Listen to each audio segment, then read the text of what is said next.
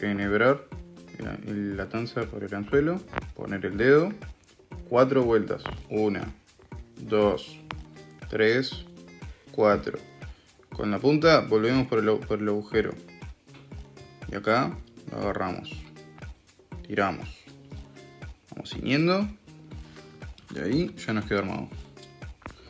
Los nudos, gente, siempre al ras. ¿Ven? Esto es un alicate, pueden tener una pinza de pesca, pueden tener un corta uñas, incluso para mostrárselos lo voy a cortar con un corta uñas. Y esto es lo que hacemos, es agarrar y cortarlo lo más al ras posible. Pronto, ya podemos ir a pescar.